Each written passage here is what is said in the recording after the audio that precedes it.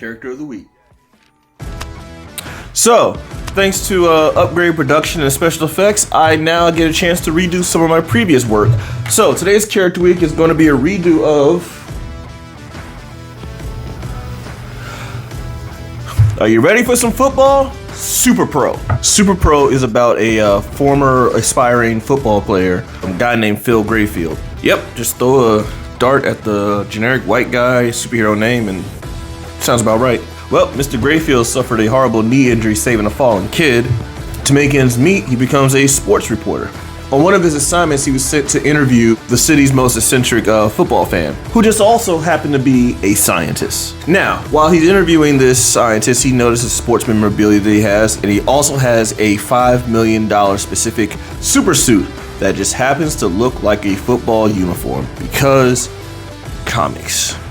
At the same time, he's also just some robbers decide to break in the house and take all of his sports memorabilia, which is very valuable. They take most of the stuff and then leave him to die by setting the place on fire. They leave the $5 million suit. Still trying to be the hero, Phil Grayfield tries to save the scientist from the burning building. So burning building plus chemicals equals fumes or hot chemicals or something, but something involving chemicals and fire makes him an augmented human, because comics.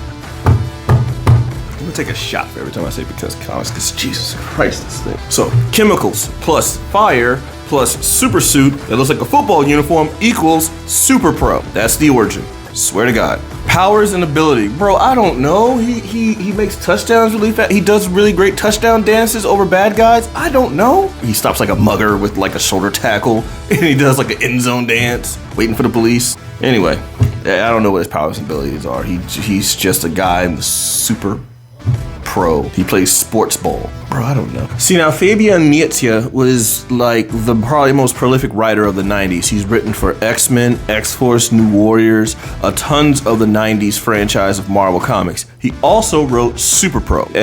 Reason why he wrote SuperPro is because he wanted to get some free NFL swag. He literally created a comic book character, Notice Me Senpai. The NFL logo was on his chest, proud as a symbol of football. Captain America guest starred in some of his issues, and Spider-Man. So within 1 year, he's already been interwoven into the Marvel lore. So with appearance of both Spider-Man and Captain America, who knows, there might be an MCU tie-in sometime in phase 12. So this sad excuse of a Saturday morning cartoon in a comic book form also features some of his allies, which are nothing but giant kid stereotypes. I mean, they were really bad. Check this out. The Jewish kid who named the Almighty Dollar, who shot pennies from his fingertips.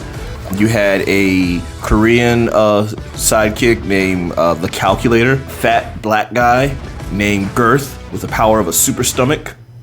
And the Streak.